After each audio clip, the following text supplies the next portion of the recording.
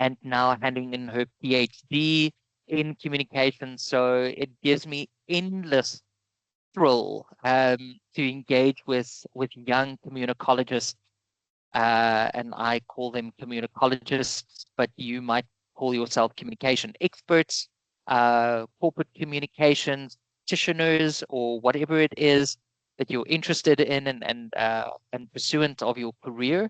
But I think it's a very exciting and a very fulfilling career. So I'm going to try and not keep my mic so close to my mouth so that I don't cough and breathe in your ear.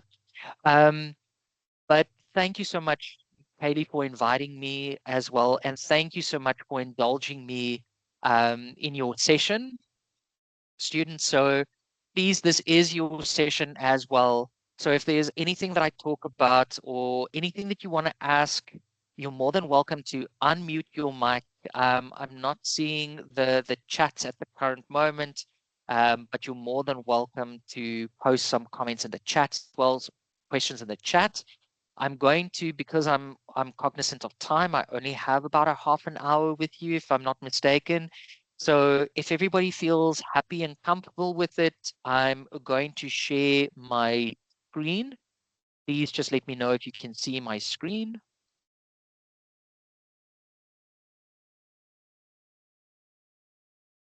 Okay, perfect. So I'm going to switch my camera off, um, and then we can take it from there. Okay, so uh, like Haley said, my name is Marchant. I am currently the head of the Faculty of Humanities at the Emirates Cape Town campus, and also the program head for the Masters in Digital Communication. I myself also just jumped off one of my evening lectures that I had with the master's students in digital communication strategy. So for those of you wanting to go into the go-go world of corporate communicology, and you'll be looking at digitization, digital strategy, social media strategy, AI automation, humanization of AI, measurement metrics, those kind of things, um, then please consider going into a master's or pursuing a master's in digital communications. But if you are happy and comfortable with it, I'm just going to do a very brief introduction to what the topic of today's presentation is, which is communicating in the digital world, future-proof career for communication postgraduates. I'm going to be presenting for about 20 minutes, and then if you're happy with that, we can do a 10-minute Q&A afterwards. Okay, so the first thing is, who is this guy facilitating this 20-minute presentation?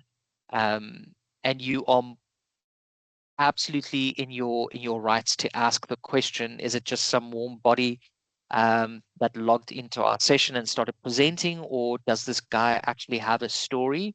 So I'm going to give you a very brief insight to my journey, just to let you know that not everything starts and ends in a particular point A to point B as the crows fly. But rather, communications can take so many different avenues, and there are so many different things to consider that even on an honors level, and I mean, at this stage, you've done your undergraduate degree, you're now sitting in classes with communications theory, or you might be doing what are some of the other modules that you do um, in this honors? Critical studies, Critical and studies, and for me, they take contemporary communication practices. which is my absolute favorite. So CCPR, so contemporary Yes. communication practices. All right, great. So you might be doing all these things, maybe a little bit more of a specialization inside to the field of communications, but at the end of the day, there are so many different things that we can do with the skills that we acquire while the tenure of these 4 years, your 3-year undergrad, and now uh, your honors, tenure. There are so many things that we've acquired. So I'm going to be quickly touching on the careers in the communications field, and then also some future studies that you can think about. If for those of you that are more academically inclined, like Kaylee and like the students that come up from undergraduate, postgraduate studies, they really take to academia, and that's something that they really love. You, you know, myself included, and I never ever thought in a billion years that I would be a researcher, but here I am, involved in different uh, gender media representation studies, gender based violence studies, I in education and online education um, studies. So it's a really, really interesting avenue to pursue also in communications. Then some practical tips and previous graduates. I thought instead of just me telling you what some of the fields are that you can go into, um, to show you what some of my previous graduates, you know, the people that I've been very fortunate to engage with, what they've gone on to do. One of them being your CCPR module facilitator, um, the other being a colleague and UKZN alum along with me in comps. I think that you guys also have uh, you know, the facilitator there that also comes through the academic rank. So, you know, I'll show you what some of graduates are doing, and then also um, we can do a Q&A thereafter. All right. So this is the boring part, and I'm going to fly through it, I promise. So I am currently in Cape Town. I started in Pretoria and I started studying through TUT. Didn't know what I wanted to do. I just know that I wanted to work with people. And there was a new course that they just launched called International Relations, which is basically if you want to become a diplomat, okay, or if you want to work for government, but in the diplomatic corps. And I thought, sweet, I love people, I love traveling, so let's do it. And when I started studying international relations, and it was fascinating, the political aspect thereof, which I'm very, very grateful for, something about communication science, which was one of the core modules along with media studies and business communications. Something about communication studies just stuck. A lot of you, whether you come from Varsity College or Emirates or the IIE or Vega or from other universities like uh, Rhodes or Stellenbosch or UCT, it doesn't really matter. But you would have dealt with communication studies from interpersonal perspectives right through into global communications, mass communication, and you would have touched on those. So something about that resonated with me. And I decided to pursue my honors in gender-based representation in the media. And the way that I sort of came to that is uh, I worked in marketing and in sales, and I started doing marketing communications for a finance company. And part of that was also skills development. And while I was talking to a group going through a CETA project, we were talking about journalism and the different kinds of journalist beats that you get, and crime being one of them. And when we touched on the issue of rape and the different kinds of sexual assault, um, there were some split opinions about it. And I thought that everybody had exactly the same opinion around, you know, where we as a society and South Africans stand on gender-based violence. And it turned out that we don't. We've got very variant sort of opinions. So I decided, okay, well, that's something that grabbed my attention. How it gets represented in the media, which is really important because that's where topics get trended, and the way that the media sometimes frame particular issues that also either makes it important and creates social capital, or Noel Newman's spiral of silence, which you've might have done in communications theory. You know, it leads to people really not talking about it. And when we talk about gender-based violence, it really doesn't get spoken about as much as it should, for interventions and policies to be developed properly. Anyway, so studied that, and then I was very fortunate to start doing some lecturing for Varsity College, and through Varsity College, started pursuing my masters at UKZN, and then also did my PhD at UKZN, specifically looking at um, uh, queer side. So I went into to gender studies, and I it, I graduated with my PhD in communications, media, and society. Currently, I'm doing a second master's in education, just because from that communications perspective, I was really interested in finding out how artificial intelligence is going to change the way we communicate um, in digital futures. So informal labor markets, and how we, the kind of skills that we're developing, where we develop those skills. Is it sufficient to properly use AI and not be run over by AI? So I'm very fascinated by that aspect. Um, so there you can sort of see, you you have an interest in communications, and when you don't, uh, when you blink, it leads you into like a billion different avenues of interest. So I wanted to touch on one or two of those fields of interest or careers that you might be interested in or haven't even considered. I haven't touched on all of them. These are some of the more familiar, or the more popular ones.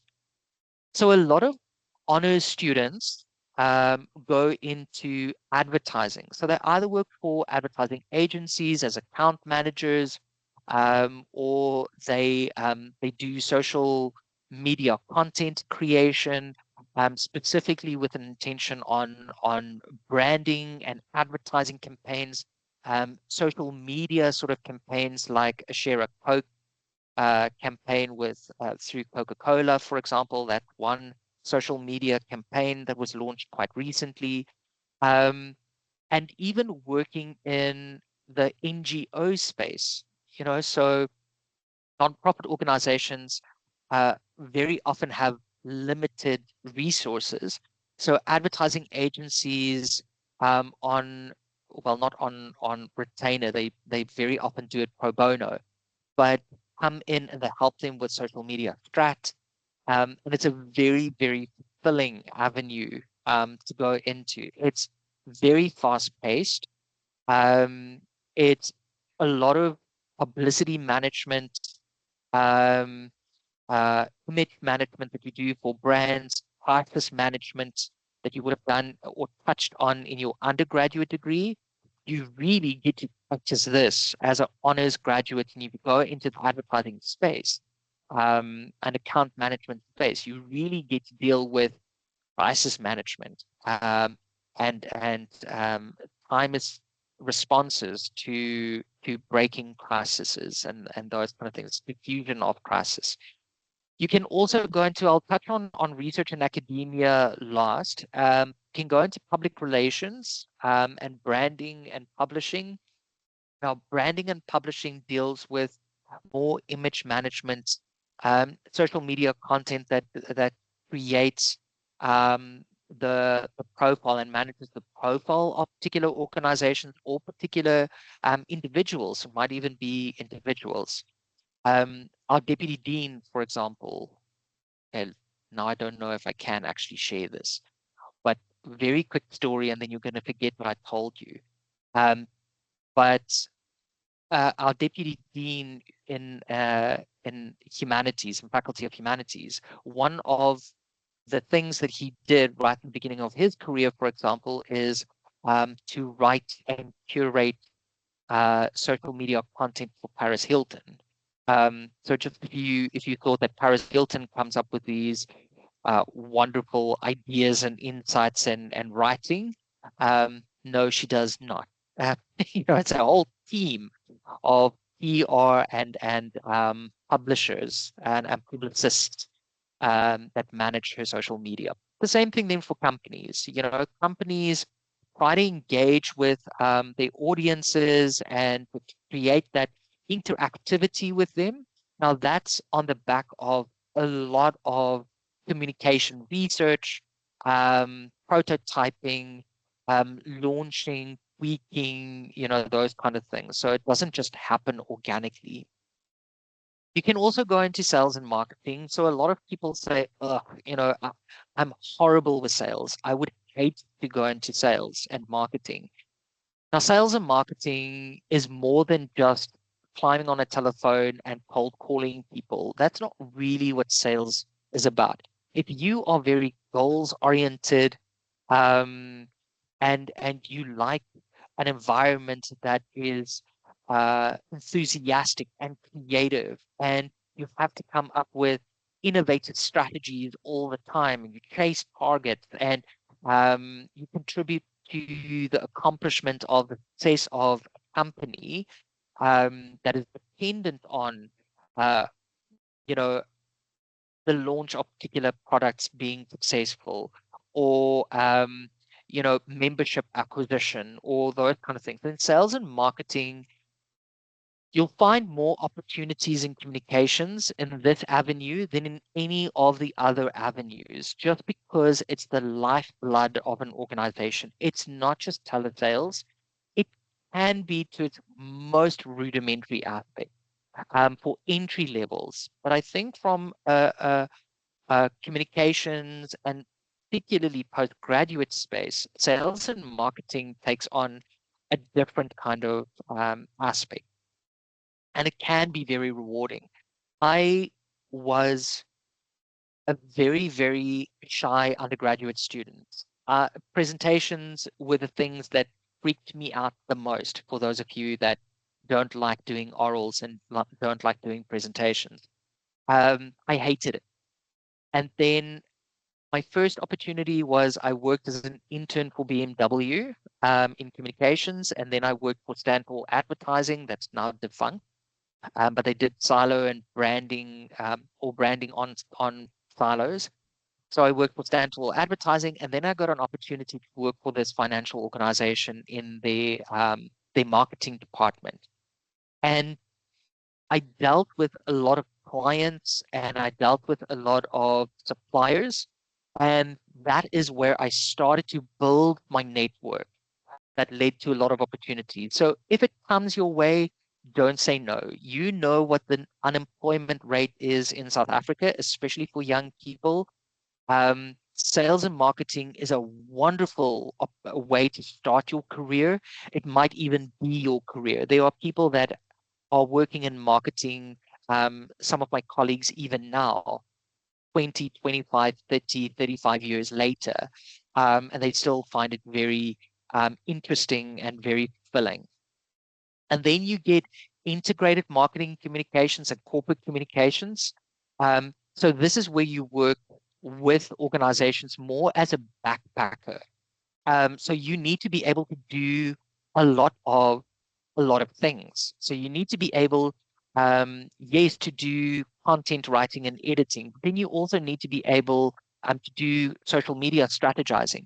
But then you also need to be able to do above the line media purchasing, and planning. So um, outdoor advertising on billboards or radio adverts, or those kind of things. You need to be able to plan and write copy for it. You need to be able to be online and build in automated responses to your clients, and to feed that back to management in order to adjust the strategies. So this is integrated marketing communication. So you do a little bit of PR, a little bit of marketing, a little bit of advertising, a little bit of sales, a little bit of this and the other. Um, and you'll see even in the kind of programs that are being offered at universities such as ours, they don't have, they used to back in the day. They used to have diplomas in advertising, diploma in public relations, diploma in journalism. That's fallen away. It's made space for the BA in communications, or the BA in corporate communications, and then you start to specialize in your honors, like what you guys are doing at the current moment, um, in communications theory, uh, contemporary communication practices, which is really about corporate communicology. And then the final thing that I wanted to touch on, just because I absolutely love this, is research in academia. So yes, I come from corporates, and then I got this opportunity. And for me, I really thought it was just going to be a stint. It was going to be one module or two modules, and I'll see students about 4 or 5 times in a week for 2 hours at a stretch, and that's going to be it.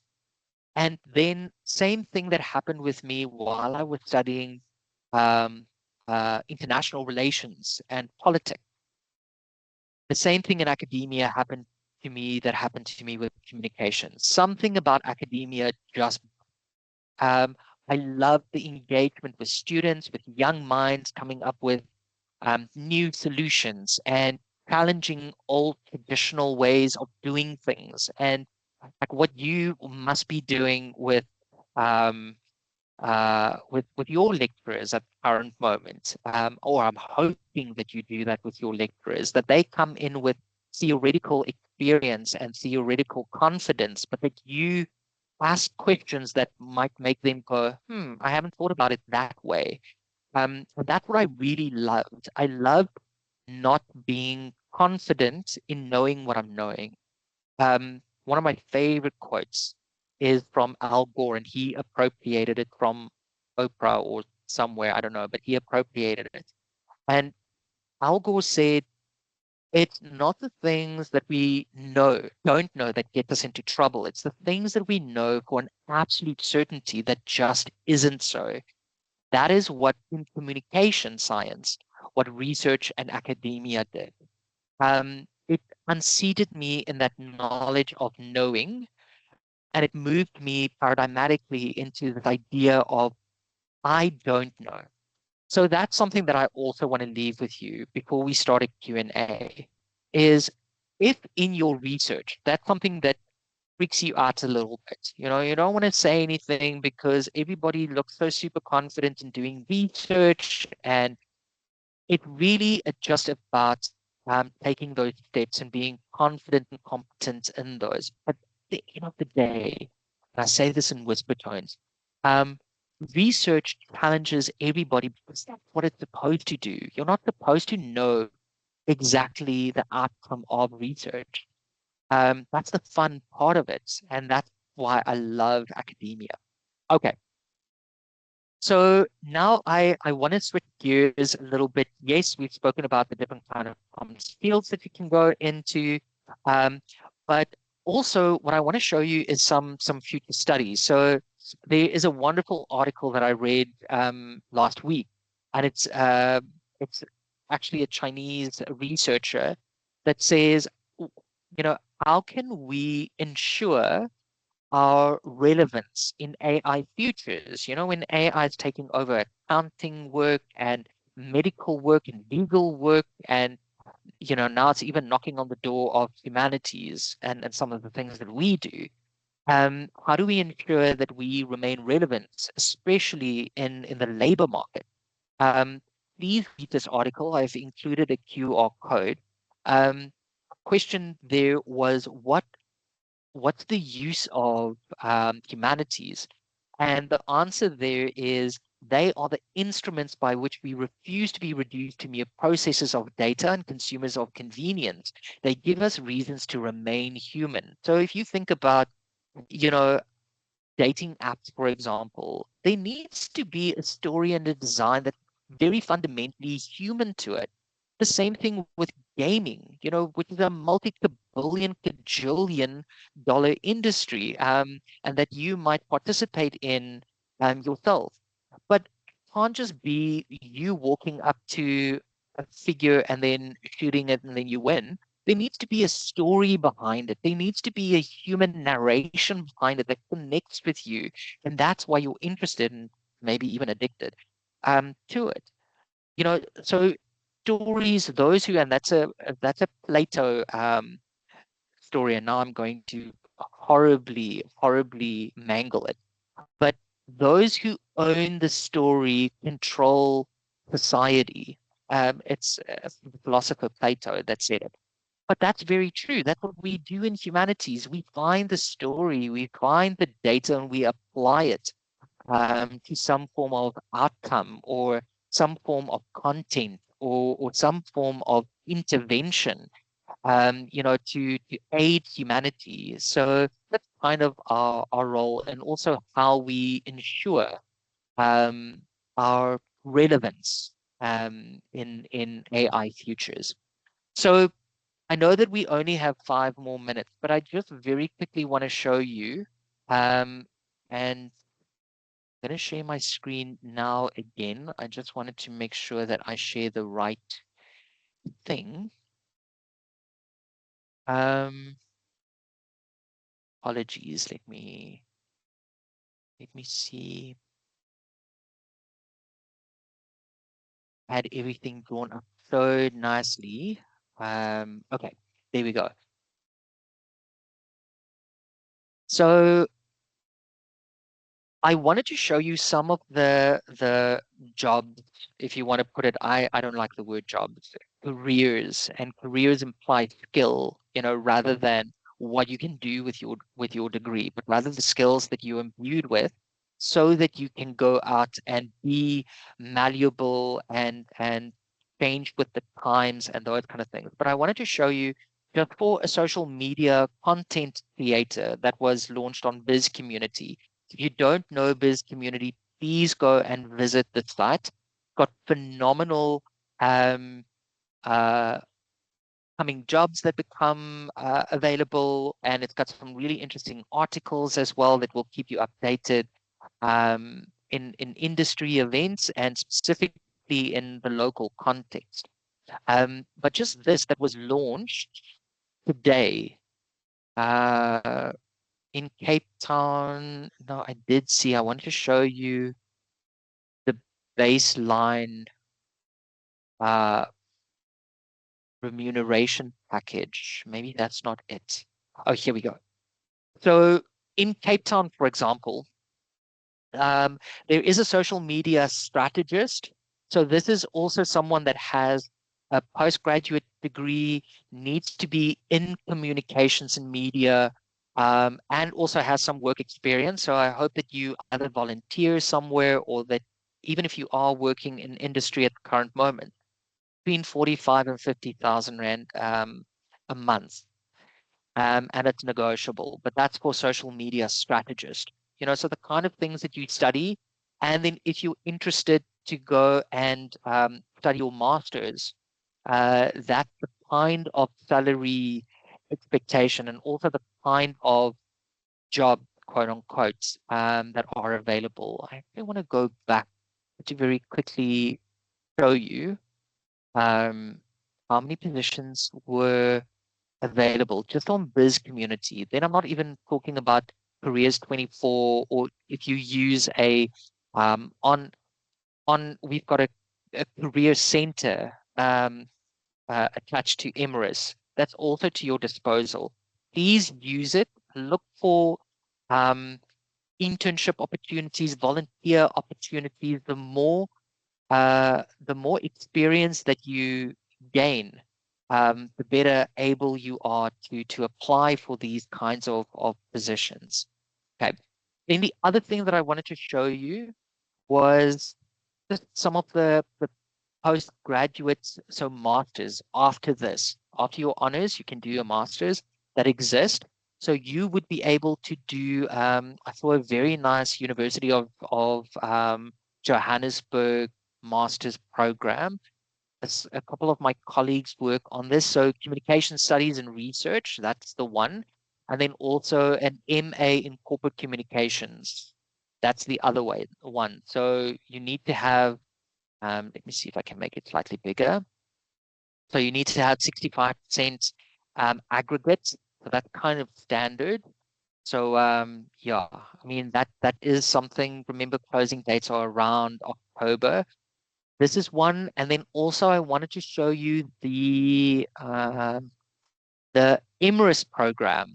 So we have this Masters of Arts in Digital Communication. So if you're interested in that, please let either Kaylee or myself know.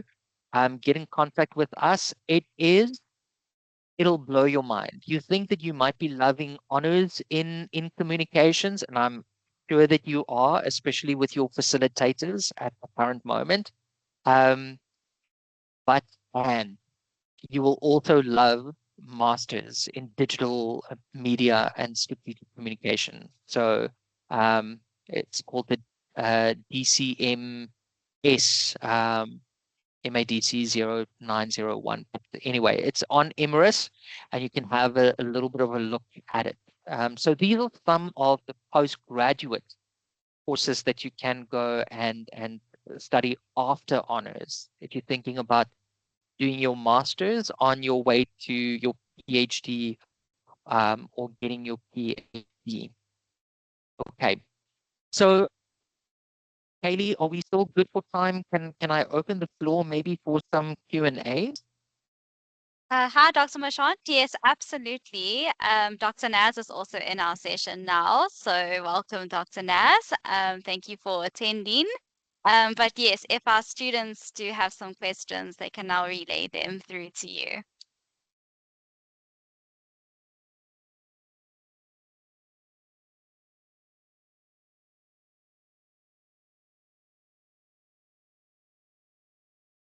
Hi, good evening. Oh, Good evening, Puvandra. perfect. Okay, cool. I thought I lost you there. Yep. So, thank you again for your presentation. It was really insightful. Um, in terms of going down the research route, yeah, as almost a career. Um, Obviously, just contributing to the field of communication studies. But obviously, the question is, how lucrative is it? Is it enough to sustain as a career, or is it something that you would do as a supplementary kind of pursuit? Thank you for that question, Puvandra. And I think that that's a very important and a very practical question, because at the end of the day, you could be as interested in something as you want, but if it doesn't put food on the table, that Maslow's hierarchy of needs, I mean, then it's for naught. I suppose for myself, and I know that we've got researchers. Hi, Dr. Naz. So nice to see you online as well. Um, we've got some researchers, active researchers on the call.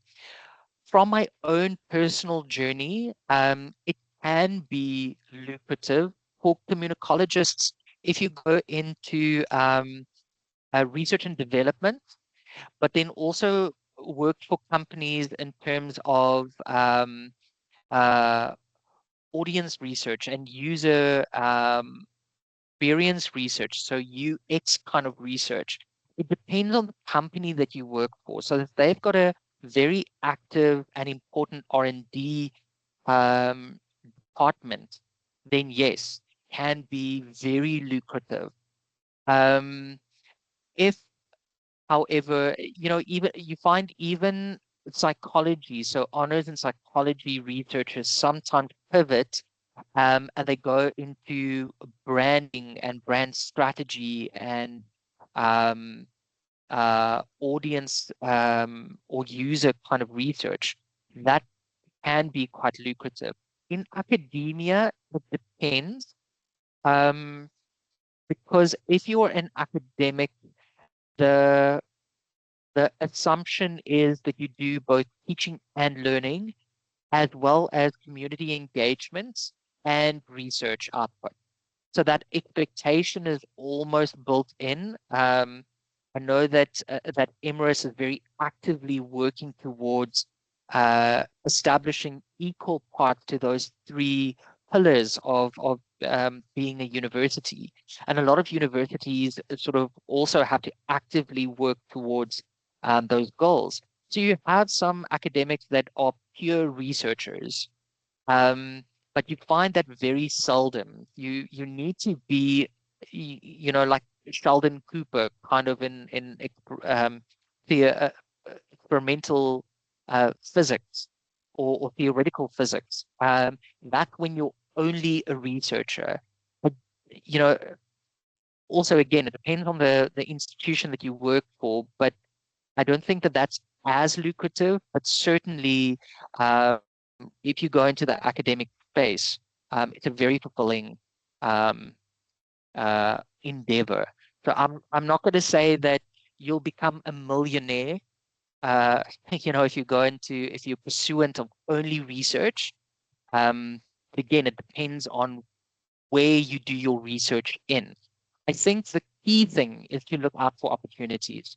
First, become proficient in doing research. Get the fundamentals right. Siphon off as much information and experience and knowledge from your facilitators and your supervisors as possible. Become knowledgeable in doing research steps and confident in doing and competent in doing research, and following those steps. And then if opportunities come your way, um, just take that opportunity and then rock it. I always think about how if you do something that you're very passionate about, for example, research, then you'll be good at it. And if you're good at it, people will recognize your value. And when they recognize your value, that recognition very often translates into promotions or bonuses or increases or other opportunities. So the fundamentals is to first become confident and competent in research, and then to look for those opportunities. Vandra, I hope that I answered your question. Yes, thank you. Dr. Marchant, there is another question in our chat. So it's which is the best route to take after honors, MBA or masters, especially if the aim is to reach top management in corporate and or public sector? I think that's a question from Lebohang. Um, Yes, yes. Lebohang, that's also a question, and I'm gonna hate giving you this answer because my supervisor gave me this answer the other day, and I I sat in my car and I had a little bit of a man cry moment because I asked her a very important question around the technical things that I was using on SPSS, and she said to me, um, it all depends on how you want to use it. So just sit down and figure it out. And I thought, well, that is a dismissive answer if I ever heard one. Um, so I'm going to do a version of it that I hope has a little bit more utility. It all depends on what it is that you want to do. If you are more business inclined, corporate communications, contemporary communication practices, that is something that really grabs your attention and you're very proficient in it and you're interested in the topics, not just the facilitator, because sometimes we fall in love with the lecturer or the teacher and not so much the content, and we confuse the two. But if corporate communicology and corporate communications is something that is really interesting and you're very business minded, you like finances, you like working with figures, sales is kind of something that's also in your ambit of skills, then I would say consider an MBA. MBAs are very expensive. They are very intense. You need to commit to it. There's not going to be much room for anything else. And it's going to occupy a portion of 2 years or 3 years, however long it's going to take you to finish it. But it's going to be quite intense, transformative. But also, if you are a fish wanting to climb a tree, you're going to hate the process. So I would look at different MBA courses being offered by different institutions and different brands and look at content thereof. And if the content doesn't grab you in the same way that your modules do, or something about this honors that motivated you to register for it, if it doesn't grab you in the same way, then I would pivot and just follow the natural flow of honors in communications to a master's of arts in communications, or even a master's in philosophy in communications with specialization in communication. Because not only will you find it immensely interesting and fulfilling, but the research would be something that comes to you more organically. You're going to love the process more, and you'll be able to apply it to your career progression more easily than going about an MBA for the sake of having an MBA, hating it, and then failing a module, having to do it. It's going to take you 4 years, 5 years to finish, and by the end of it, you're so over it that by the time that you get an opportunity, just because you have an MBA, you're not even going to want it. So I think that it depends answer. You need to sit down and have a very earnest conversation with yourself. I do it through journaling and reflection and meditation. But you choose the process that works for you. Tap into, what helps you make decisions. If it's to bounce up ideas by other friends and family members, then you do that. But then something about those conversations or those reflections will stick. And I think that, that's when your gut comes into play. But either way, there are opportunities. There was a stage where there were too many MBAs for um, the opportunities that were available in the market. But um, yeah, I think that that's also something else that you need to look at is what is the need for, and what kind of opportunities are out there. That will also maybe help you make a decision. So Lebogang, I hope that that answered your question. I see that there is a hand, Nandile, from you. Dr. Marchant, we will just have Nandile and then just one more question from Pravendra, and then we will end in the interest of time, if that's okay. 100%. Good evening. I just have one question. As someone who studied communications and media studies in my undergrad, I just want to ask you, how do I better position myself for marketing job? Seeing that I don't have any specific marketing experience, whether in my undergrad or even in employment, but want to venture into marketing. How do I better position myself for that? Okay, so that's a really interesting question. And I actually have a case study of a student that had exactly the same idea, wanted to go into marketing, um, but no experience. We were having a conversation in her honors year, and there are so many opportunities now with the launch of um, AI, social media platforms, digital platforms, content creators, content editors, those kind of things, that it opened up this new realm for entrepreneurs. So even if you don't have, and the first port of call that I would recommend is that you have a conversation with your career center. Reach out to them, register on the Career Center portal, have a conversation with them about what it is that you're looking for, and the opportunities that you're interested in, so that they can start. If those internships come through, all those seasonal sort of works that comes through, they can think of you, and you're top of mind. And don't be scared to be a nuisance every once in a while, just to remind people that you're around.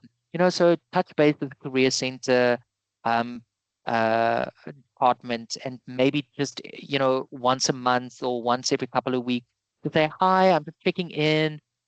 If there's anything that's come up yet in marketing or any sort of internships, or, that's the first thing that I would do if I were you. Then the second thing is don't wait for opportunities to come available. Um, I've seen some, you know, honors students, not even honors students, even undergraduate students that have started their own um, marketing enterprise. And they've been very successful in growing that. And to such an extent where they had to decide whether they want to continue with their studies, please don't deregister, finish with your studies, because no one's going to be able to take away your postgraduate qualification. Where they had to make that decision in terms of time and capacity for time between, doing the entrepreneurial sort of thing full time, or whether they could balance it. So I'm hoping that's also, something that you can consider. One student in her undergrad um, just started to buy furniture off Gumtree.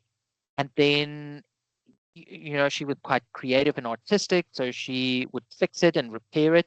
And then marketing would go online and put it on community groups and framed it with a particular story and a video, and she would score the video as well, and she would sell it that way.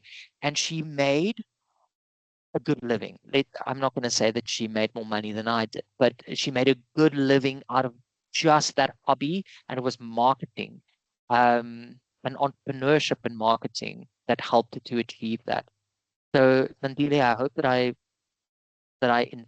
I left you with some ideas.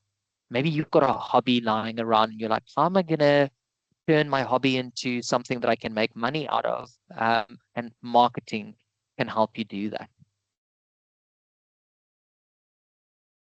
Thank you so much. I appreciate your response. Okay, and then Pravendra, just to ask the last question of the session before we wrap up.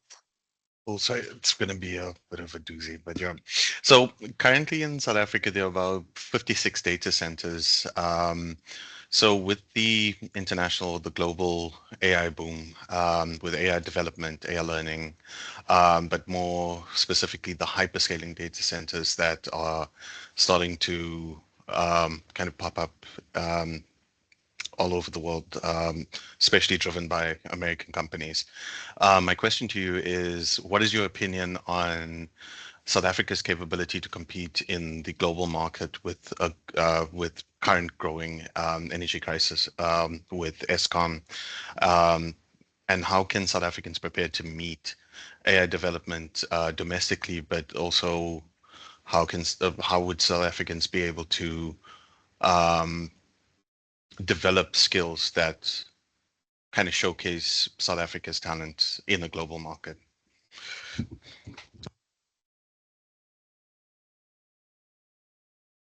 That's a very good question. Thank you, Pravendra. And you already sound like a master's student. So I'm really hoping that you're thinking about it, because that's a question about thinking global, acting local, and confidence that we, in the local perspective, have in global trends, and how we can really capitalize on the opportunities. So I want to use a recent case study, and then I'll make my point, I promise. There was a 16-year-old high school student, and she lives in Soweto. So it's, there are rich areas and poor areas in Soweto, but at the end of the day, I mean, it's not known for um, thriving internet hubs and those kind of things. So the students very often that come up from um, low, poorer middle class kind of perspectives have to be quite inventive and creative. So anyway, this 16-year-old pupil developed a security earring.